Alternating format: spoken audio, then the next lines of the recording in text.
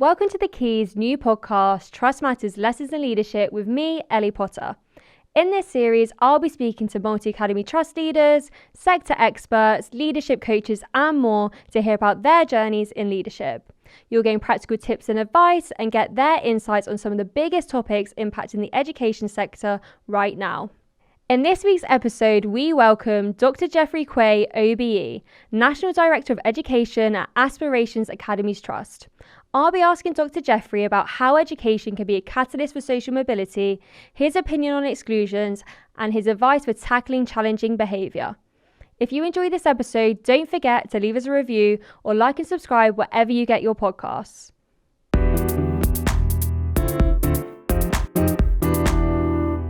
Thank you so much for joining us today, Jeffery. I'm really excited to have you on the podcast. We like to start by kind of taking you back at the start of your education journey. So would you mind telling us where you've gone in education, how you ended up in your role today? Okay, thank you very much for having me today. I started off, I did an electrical engineering degree, and so I eventually decided to do teaching.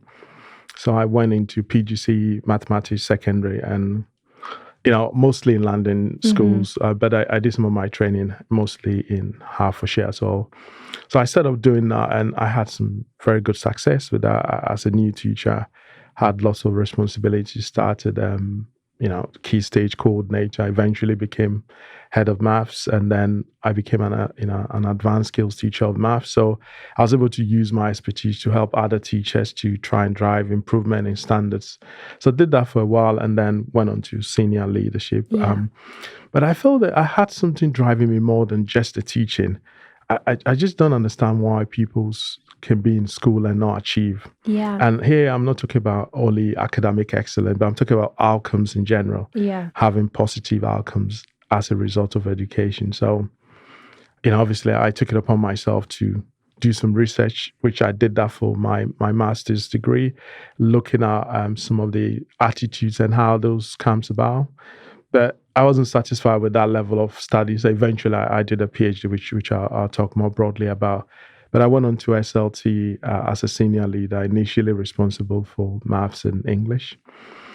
In a school that was coasting, or as it were, then it was satisfactory, equivalent of requires improvement school. And within a year, working with senior leaders, transformed that, huge success. And that spurred me on to, greater things. But mostly I've worked in challenging schools. Yeah. So I went on also to become an assistant principal in another school, which was very contrasting in a London borough. Again, made the same improvements. Then went on to become a vice principal, senior vice principal, then subsequently a head teacher. And that is where I made a transition into trust leadership. I started as a director of standards, and then I became a regional CEO. And then currently my role is the national director of education and standards for 16 schools made of primaries and secondary. And I guess one of the things that comes with driving standards is social mobility. How do you think that education can be a catalyst for social mobility? And why is it one of the things that you're most passionate about? Yes, I think one of the things we have, UK is a very class society, and there is a lot of reproduction of social disadvantage. So there are pupils either born into poverty and may just reproduce what their parents experience. And that is not great for any society. So I think the idea about social mobility is one of a relative measure that the lifetime outcomes of anyone should be better than what their parents experience. And even better, having people move across social class. And to do that, you need education. Because what education does is it opens doors. It gives you a currency of exchange, which then allows you to access high quality employment. And to be able to say you've truly experienced social mobility, you need to have economic capital. So having rewarding jobs that will obviously give you the income levels to make choices, and therefore changing the outlook for your family or even yourself if you're an individual thinking about what choices you can give. In the current climate, if you don't have money, you can't really exercise a lot of choice. So social mobility for me, I think is very paramount as any educator. I just think that taking on the responsibility of educating young people, not just changing their worldview, but giving them an idea where they can make choices themselves but the tools to make that choice. So there needs to be foundational knowledge that they can use that to make well-informed choices. So raising aspirations is very central to achieving social mobility, because they are proxies of aspirations that pupils can hold on to certain deficits. So through education, you might not have conceived that I can be maybe a barrister or become a teacher, because nobody in your family has ever experienced that. Yeah. But, the education opportunities that one will experience can at least alter those mindsets and say, look, I need to give it a go. And therefore, a community that maybe haven't really experienced success through education, people can come from those communities and achieve great things. Now, there is something very, I'll say, deterministic about when we talk about social mobility, and that is mostly to do with lack of resources. So what you find is there's unequal access to resources at birth, which is true, whereas some people have very positive upbringing in terms of having resources to navigate challenges. So my kind of interest is, for those who don't have these resources, how do we compensate for that, so that they can then have also great fulfilling lives, and therefore social mobility become one that it is not just a saying, but something tangible that they can also participate in. And I think, more recently, you might hear government officials talking about leveling up. And it's very complex to achieve, because you're trying to challenge intergenerational mindsets about why can we move from, I'm not saying people should move from their local communities, but opportunities should be for everyone. Yeah. And currently that's not the case. And education, I think, is the kind of very important lever which can, like you said, the catalyst for achieving social mobility. And what role do you think that trust and school leaders can play in helping disadvantaged pupils overcome those barriers to success? Well, there's quite a lot of things trust can, do, but I think the first one is working with parents to sort of have better engagement with school. If you think nationally, attendance of disadvantaged pupils has always been a challenge. And more recently, if you think about COVID, the gap in terms of attendance is much bigger. And whilst they are not in school, they're falling behind relative to their peers, So we all know that there will be a national exams during the key transition points, and disadvantaged pupils do need the same opportunities that their kind of very well-to-do peers have. And you can best achieve that by being in school. So addressing that attendance, or maybe we'll say attitudes to school, where maybe parents can be a bit more willing to allow kids to stay at home instead of being in school. So fixing that. But also, I think high quality education. So it's not a question of lottery where you get your learning, but if you are in a particular school, if you are in a top set, lower set, whichever class, there is some minimum expectation of high standards that everyone can, really enjoy or benefit from. I think for a trust as well is being conscious and deliberate about how you can intervene when pupils fall behind.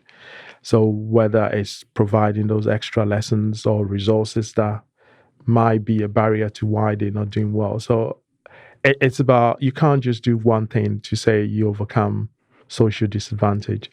You need to change attitudes, but you need to also put resources and, get pupils to feel that sense of belonging in school, and therefore applying themselves more, because learning is an iterative process. You have to persevere even when things are difficult, and we need that attitudes being formed at a very early age, because you can't do that when maybe you are closer to your GCSE. That might be too late. And that's where I think the trust, creating that sense of belonging, a buy-in, providing structures and support for families, communities.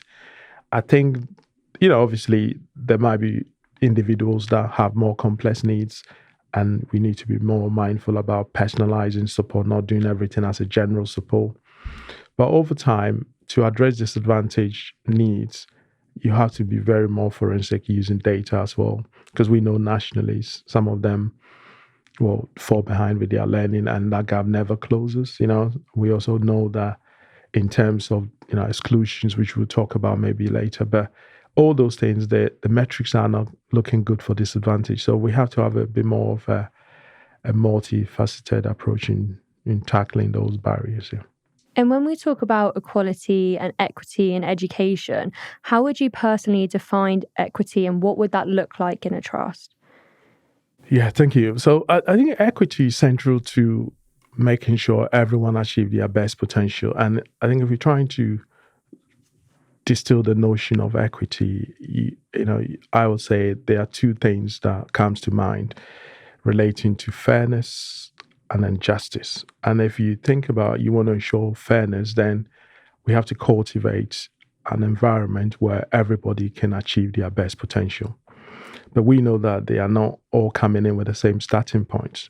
So we have to provide the support to make sure that access is there for everyone. We're going to make sure as a trust or any in a learning institution, pupils are getting the best education regardless of their starting point, and therefore providing those support systems in place. I think the other point about equity is also the assessments that we put in place. So understanding that, I mean, we know nationally some pupils need access enrichment to be able to take the same GCSEs or A levels. Do we mirror that in schools to make sure that they can see success in their learning, equally providing a scaffolds of support within lessons? So it also not relegating pupils' starting point being low means they can't achieve. So in terms of equity, challenge for all.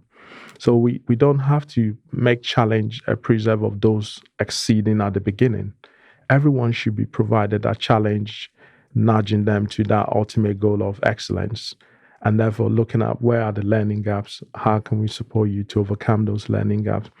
And that can be achieved by knowing the pupils well. So I think as a class teacher, if you don't really know the profile of the pupils in your class, you make very flawed assumptions that everybody will do well, and that's clearly not good teaching, because some are coming with other baggage or deficits, i.e., lack of support from home, or they've moved in the school system where there has been some gaps in knowledge, let's say key concepts they haven't grasped, and they come into your class. If you haven't got an appreciation of where the gaps are, then these barriers in learning will just persist. So understanding that to achieve that notion of equity, we have to build within the system fairness. And that fairness is about access.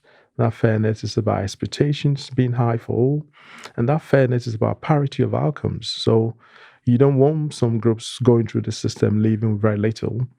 And that comes back to the question about social mobility. Then they have a tall kind of mountain to climb just to escape the upbringing or the kind of earlier socialization and what experiences you. So we think that if we have equity in the system, everybody champion equity, we'll have a better educational system for all. Yeah. And what are some of the practical strategies that trust leaders who might be listening thinking, well, how do we identify those gaps early on? What are the sort of things we can roll out throughout our trust to make sure we're catching those moments when we can iron out those things that might start to pull apart? Yeah, so that's a really great question.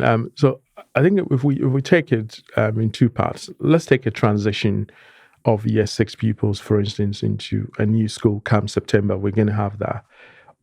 Now, we need some baseline information about these pupils. And this baseline information needs to be something that is not just superficial. So we all know they come in with the SATs data. So having someone come in with the SATs data saying they haven't really achieved well, let's say in reading, yes, it's an indication that some work needs to be done in reading, but you need to have a holistic picture of what the pupil can do and cannot do. And therefore, looking at how you build a curriculum that allows that opportunity of access, opportunity for pupils to close those gaps. But more importantly, creating that kind of notion of a learning culture that everyone can learn. So having gaps is not the reason why they can't learn. It's about identifying specifically what gaps they go. I think also it's about raising expectations across the piece. So because they will encounter new subjects that they never had in primary. And that journey in secondary means that everybody at that point of contact, the teachers, the support staff, the adults that work with them, all have that same high expectations. I think then that creates that culture of learning. The other thing also is to look at what are the prevailing barriers that generally as a demographics that you are dealing with could hold pupils back. and looking at best ways to intervene with that.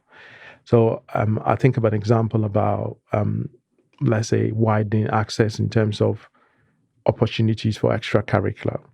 Now, you might go into schools where you have to pay to take part in clubs. Yeah. Now, obviously, those clubs, it's quite easy for those with financial power to do that. Are we making sure right from the offset, everybody have that sense of belonging and community that they can participate in whatever the school is offering? Quickly identifying who are these children that maybe could do with support to access those clubs, not leaving it till they've given up that interest in learning. Because normally they are very curious when they join a new school. So that's an example of, doing something more practical and tangible. I think on the other scale, if you look at the primary school, obviously when people join primary school, a lot of the learning is done from home. Yeah. So parents are quite key in shaping that initial learning and acquisition of knowledge. So making those parents as partners of that learning journey for the young person, finding ways to draw them into school, because some have very negative experiences of school, and therefore sometimes they don't want to engage with school leaders or staff. Finding ways to break those sort of barriers or whatever you might probably attribute that to, but getting them to be part of that journey, and then supporting them in how best they can also help young people at home. I think these strategies, with just the general good teaching in school, means that you can get everyone to make a positive start. And we know people will fall behind for, a myriad of reasons, but catching them early when they fall behind, giving them the opportunities to be able to close those gaps, because leaving it to they get to key exam years means then you sometimes lost some of the population that you want to intervene with. Yeah. What do you think of the current culture where people don't see the value in grades? So Jeremy Clarkson, for example, he puts a tweet out every year saying, I got 3 U's in A levels and I still drive a Lamborghini. You get influencers who left school with not amazing results and say, I didn't need school, like I make millions now. How do you think that impacts pupils in schools today, hearing that sort of rhetoric? Yeah, I think firstly, this sort of rhetoric is very damaging, so it's very negative, because if you hear someone like, Jeremy Clarkson saying, now, from what I understand, only a very tiny fraction of people that will have those poor grades would ever go on to achieve what he has. And a lot of people that might just disregard exam outcomes is because they have either the family supports network or the financial power as a result of their background to still navigate, economic situations, because parents can afford to provide those support. So I think it's very misleading and needs to be challenged that, poor educational outcome doesn't matter. It matters, because we say good outcomes is a key, is a currency that can open doors for you, can provide you more opportunities. And just dismissing those, we have GCSE results coming up this summer. And if someone says, well, I haven't done well in my maths, so don't worry. No, you should be worried that you haven't done well, and say, okay, well, what can I do about it? And there are opportunities, obviously, to support people that haven't done well. But, just accepting that poor outcomes, doesn't matter because there is going to be a future that is so bright regardless, is a myth. And I think Jeremy Clarkson is not a good example for young people if he keeps putting out those rhetorics. Yeah.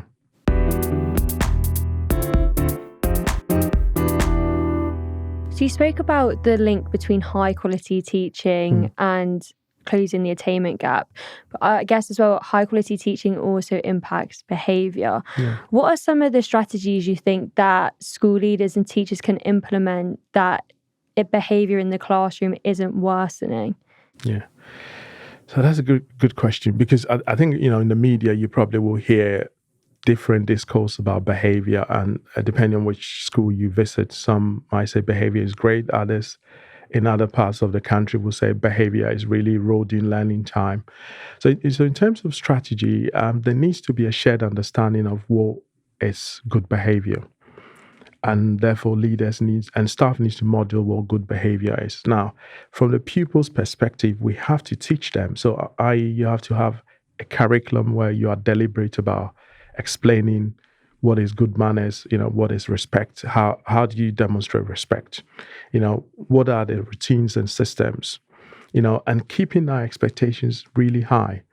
Now, in trying to achieve these desired expectations, then what you need to do is you need to have some link between policy and practice. So, what a policy requires needs to be mirrored in terms of the micro steps within classrooms day to day. All teachers need to hold the same expectations, so you need some consistency. Senior leaders need to be very clear about messaging. What you can have in school is that depending on the teacher, I mean, most of in like my classes, pupils behave really well. Now, that cannot be enough for any great school. So what you need is every teacher should be able to say the same, that pupils behave really well. Of course, they need to establish relationship with young people because there are some pupils that the behavior policies don't work for them. Yeah. And the reason I say that is they either have some particular needs that gets in the way of being able to maybe concentrate for half an hour without disruption. Now, we need to consider how can we mitigate some of these challenges for that young person. So sitting them in the right place, having a constant checkup in the lesson to make sure they have access to the right knowledge and skills. I mean, the other point I'll say is that a lot of the times with behavior in schools not being what is expected is that people don't give enough attention in terms of servicing the behavior expectations. So at the start of the year, we all just go with the same message, high expectations of behavior, equipment, attitudes. And then by Christmas, in some schools, the message is diluted because people are doing different things. So it's about being consistent, constantly revisiting the messages about what is good behavior. And then teaching pupils also, I think that, we have to have a good balance of reward and sanctions. So where there's any aberration from the expected norms of behavior, you have to tackle it timely. You can't leave it to erode confidence about what the school is about, because otherwise then people will copy those behaviors. But then support needs to be there because for some children, it's a challenge for them to be able to go through 5 lessons a day, maybe deal with 10 different teachers that most times will do different things, how to cope with that, So we have to recognize that some need support. But overall, keeping high standards means everyone will come up to the same goal, which is, enabling learning environment, everybody feeling safe, which is very paramount to behavior, so that learning can proceed without disruptions. This cannot be achieved by one policy kind of direction. It needs to be a collective goal by all school leaders and teachers. Yeah. And one of the sanctions that schools use, obviously, is exclusions. Yeah. I actually got the latest bit of DFE data here, which shows that in the 2022-2023 academic year, there were 9,376 permanent exclusions. That was a record level and 44% up on the previous academic year. Why do you think they have risen so much? And what is your personal opinion on using this as a disciplinary measure? Okay, well, so this is interesting. So I was involved with the TIMSS review as one of the external expert advisors in terms of reviewing schools' exclusions and behavior. And obviously the figures are worrying that it's gone up, but there's a underlying reason for these high numbers of exclusions. I think during COVID, there was a break in terms of that continuous engagement with school standards. Pupils had to stay at home and do remote learning. I think also the expectations that maybe pupils and parents had of their own children wasn't the same pre-COVID. So there was that relaxed nature about, what pupils can do at home. And maybe some of that has been translated into school. But it's a symptom of challenge in society. Sometimes breakdown about rule and order-based system. So if a child can't take instruction from the adult, that's a problem, because in school you need 1,200 children moving around the school orderly. To achieve that, you need to follow the rules and the routines that is set out. But exclusions, I think, needs to be used as a last resort when all things have failed. And to do that, we have to preempt or prevent some of these exclusions. Because there are 2 main things that leads to exclusion. So you got the one-off serious behaviors that no one can accept, and it's clear in the policy. So those ones don't come up every day. The routine exclusions sort of originate from persistent disruptions. So if you know that a child in, let's say, year 1, year 2, constantly having difficulty to focus, disrupting lessons. By the time they get into year 5 or 6, they've accumulated a lot of behavior points or incidents that gives you a very good profile of that child. So rather than reacting to that, we can put in support to try and turn them away from getting to a level where clearly we can't allow one child to disrupt lesson unchecked. But we can't also leave it knowing that there are risk of exclusions to end up being excluded. So I think exclusion or permanent exclusion is a very important tool, but must be used as a last resort.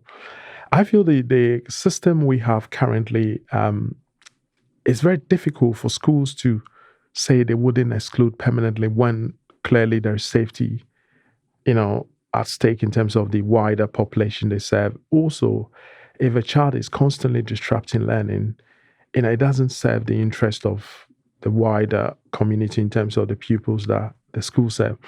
So it's more about intervening early. Then I think we wouldn't get to that point. But I feel we need to get the figures down. It's quite worrying to have these huge numbers because a lot of the pupils that get permanently excluded don't get back into the system.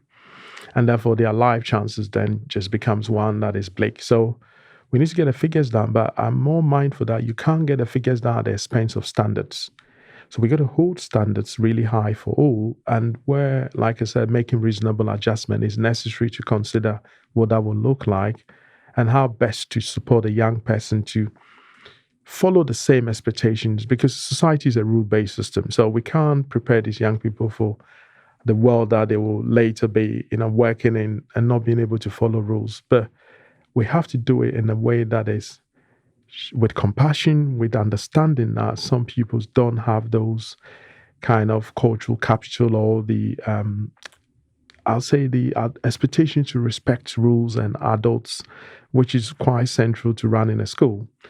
And even respecting your peers is very important, because you grow to appreciate that being courteous and respectful are very important kind of traits you need to develop to adulthood. So I feel the system needs some work in terms of how we can best keep young people in school without having this, like you mentioned, 44% increase in permanent exclusion. So it's a worrying statistics, but in some ways maybe a reflection of the challenge in the wider society as well.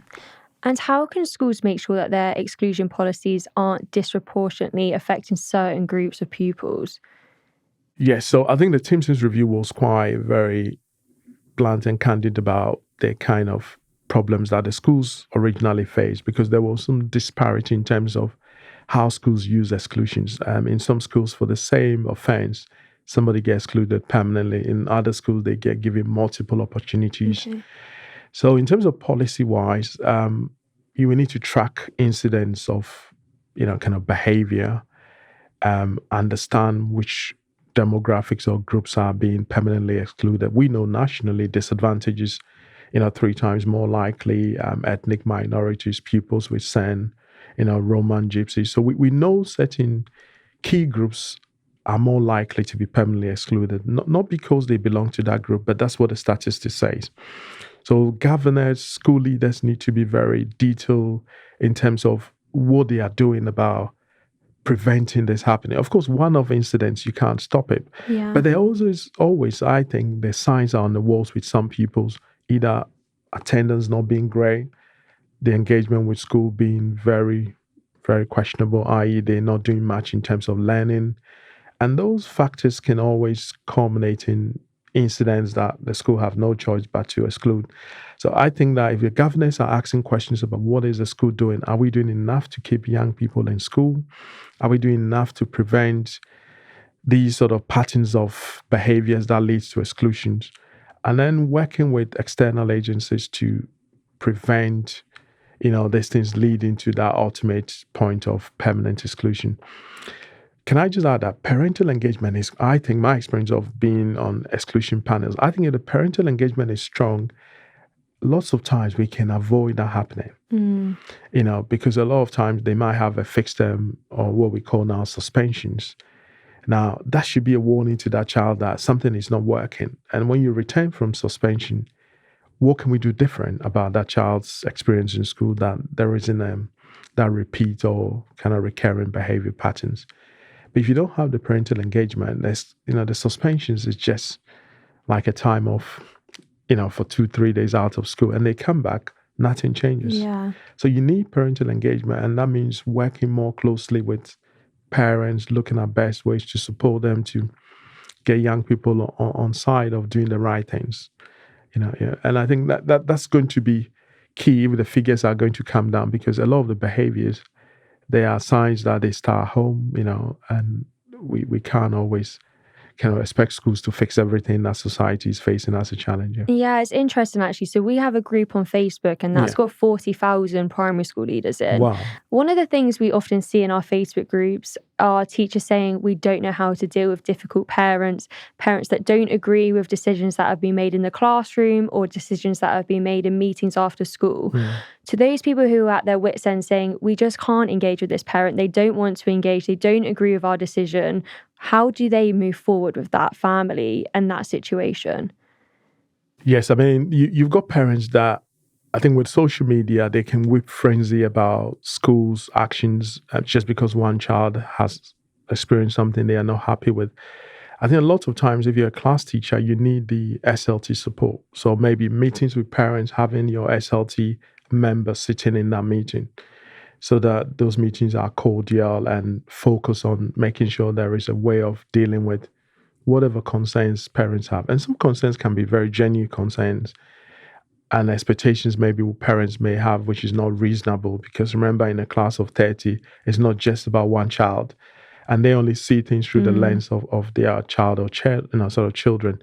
But I would say that having a line of communication is very important, because if you only call parents when they've done something bad, the child has been naughty in class, they're going to be very defensive. So it's important to also call and provide praise, positive, review. Your child did fantastic today on the topic of fractions. So say well done to him when he comes home or, when she comes home. That allows that channel of communication being there. So it's not very kind of, I'll say, frosty when you start going and say, well, look, today your child was very disruptive and we might have to put him in internal suspension tomorrow.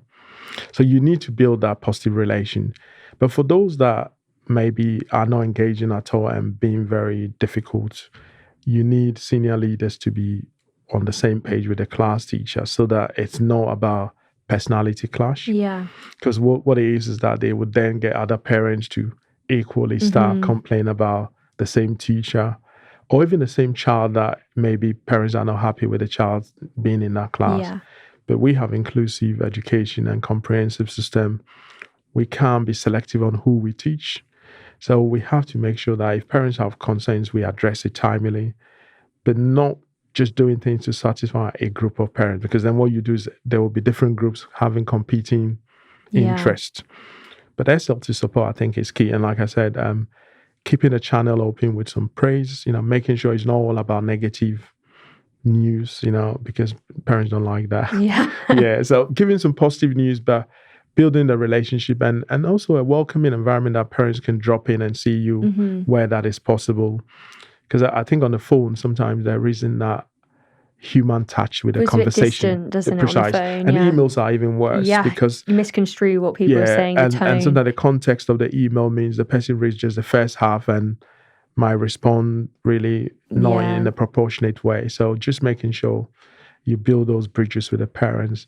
And also that child knowing that you are there to support them if they have concern. So I think first principles is if you have any worry, go to your teacher. The child getting support in school so they don't wait till after school going home to report an incident. Yeah. And I think that makes a difference because parents are genuinely worried about their young ones in school. Schools are quite a busy place and sometimes some feel lost within that. So we need to make sure everybody have that sense of belonging and support is there. So I think a lot of schools have ELSAs, which are the emotional support, system in school. So you can get pupils to talk to someone about how they feel about situations. So they're not always reacting emotionally to what is said to them, or even how they navigate friendship groups, which is a common thing in schools as well. Friendship groups, which complex. they don't end up well. And sometimes parents get involved, don't they? Yeah. Because they go on social media and different parents put different things out and it creates unhealthy picture. Yeah. Do you think some people see suspensions not as a punishment because if they don't want to be in school, then they get sent home from school? If the parent's not engaged, they might spend that day playing on the Xbox or doing something that they'd rather be doing than being in school. So how do you see those actually working, and how can they work if a parent's not engaged to make sure on that day they're doing what they were meant to do? Yeah, that's a great question. So we have a culture in some schools where certain groups of pupils have had repeat suspensions, and in some ways they've got used to it. So, and as you mentioned, where parents are not going to be at home, it becomes an extended holiday for them. So they have days on the Xbox or PlayStation. Now, what I think schools that are monitoring the data tend to do is you have the suspension, but then they will either, rather than suspend you, they do internal exclusion. So you are kept in school having the same curriculum time, and you be in school longer than the normal hours. So when school finishes at 3, you are there finishing at 4. I think that's more effective. But of course, you have to decide, when you make those decisions, because the message about suspensions is to alert the parents that there is some behavior that cannot be tolerated. But, you're right. If pupils are going to be at home and just have a longer time in bed, then the emphasis that they want to place about the seriousness of their behavior will be lost. So we still need parental engagement, because a lot of suspensions, you have what we call reintegration meetings. And you need parents that are coming in agreeing with the action steps that will be followed. And a lot of time they will be on a monitoring report for a couple of weeks. You need the parents' involvement. But you're right, if they will be at home most times, having the odd 2 days, 3 days here and there, not really doing any, and there's no remorse, because if it's going to be having time in bed and playing games, because a lot of times schools are required to set work. Mm-hmm. So we expect our leaders to follow up with this work, because if you did that, then the child is inclined to do some work. But if it's just going to be another day off, and I imagine if you suspend them on Wednesday, Thursday, they might add Friday to it, have an extended weekend, it might not be the best way of trying to give a new focus about improving behavior. So it's all about the individual. For some, maybe suspensions might not be a useful tool, depending on the seriousness or the situation in question. Maybe keeping them in schools is a better way of managing, I would say so. What do you think that trust and school leaders can do in the current climate when there isn't a massive budget to fundraise for after school clubs or breakfast clubs? How can they put in places for children to be safe, secure and happy outside of the school environment when they don't have the money to put on extra provision? Yeah, so there's a tension, isn't it? Because you want the school to be a place where pupils want to be spending more of their time, and that should go beyond the formal structure of 8 till 3 or 4, but having that extended school provision. So I think that there is a lot of goodwill in school to provide this wraparound service. So a lot of schools now provide breakfast club. Teachers are willing to run lots of extracurricular programs that will mean pupils can stay in school longer.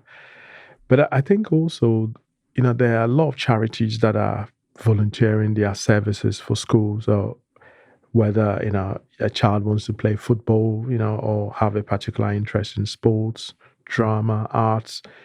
I think it's about finding out where you can best, draw in expertise or support to your school, because it's not all about money and funded places, because I know that plays a critical role in trying to, make sure you have a system that works really well. But there are opportunities out there that people can come in and work with your pupils in school. They can work with staff in developing expertise internally. I mean, in some schools where they have, sit formers have run societies and club with the guidance of teachers. So you can provide a wider offer. Where that is not possible, then I think what you have to try and look at is, can you provide those sort of external services, like if you talk about master classes. So if you have a child who's very good at maths, there are external master classes that you don't have to run it or host it yourself, but you can register your pupils to then attend those programs. So those programs are there, maybe not on your site, but can also offer that extra lever of support where, because I think if you want to run it on site, you need that supervision. You need to make sure you got enough adults to pupil ratio. So where the funding may be so limited to allow that to happen, are there any organizations externally that can be hosting some of these programs for your pupils? And yes, there are. So there are a lot of foundations that do this so well. And I think, our schools, we haven't run out of options to provide this. Yeah. What I find is that, some parents don't really allow their kids to engage with some of this because they may have also maybe caring responsibilities. Yeah. So they want to go home on time, pick their sibling up, or have to do something at home. And I understand that perfectly well, but it's not because the schools are not providing sufficient places. Because that's when schools really understand the duty that the education we provide goes beyond the formal curriculum. So we want young people to have a rich set of experience, and that must go beyond the normal timetable if you want to do that.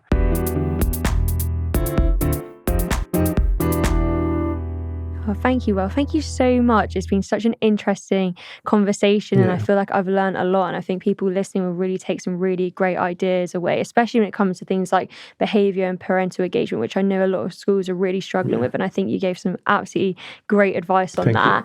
And we like to finish the podcast with a little quick fire of 4 questions. Go for it. If you wouldn't mind staying to answer those. So, number 1, what do you think is the single biggest challenge facing education at this present time?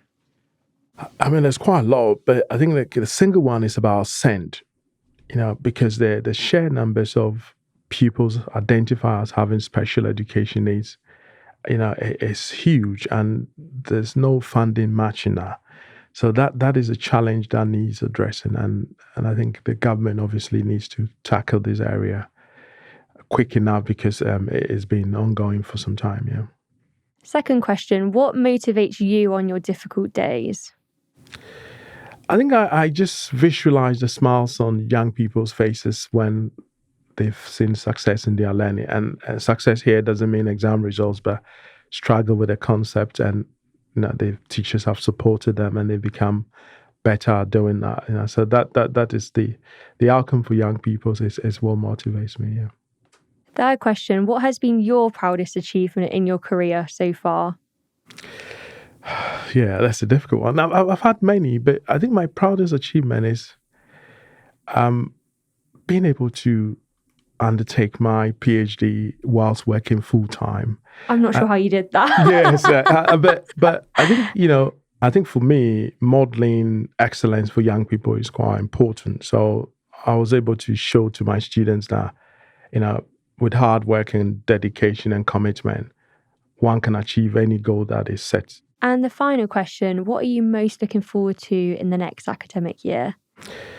Yeah, so, I mean, there's quite a lot on my wish list, but if I go on the first one, I think next academic year, one of the things that we want to see happen is returning to pre-COVID standards with some of the outcomes with pupils that we work with. One area is attendance, because we've got some pupils that haven't still retained to what we used to have. And whilst we have time to deal with it, I think the earlier we, tackle that problem well, the better. Otherwise, in 2-3 years' time, we can have a chat and these same children who are some disadvantage wouldn't make the success of the education experiences. So that's quite key. Equally, making sure that we can, further raise standards, because with standards, it's not something you can be static about. You got new students coming in every time and making sure wherever there are weaknesses, we tackle it. And that's what we'll be doing across the trust. So amazing. Well, thank you so much for coming on today. I've really enjoyed our conversation. Thank you for having me. It's been a pleasure talking to you. Thank you for listening, and thank you very much to Dr. Jeffery for joining us today. To find out more about how The Key can support your trust, please visit thekeysupport.com/trusts. For more information about Jeffery, links to relevant resources, and information on how to subscribe to the Trust Matters monthly newsletter, head to the description below. If you enjoyed this episode, please do like and subscribe or leave us a review.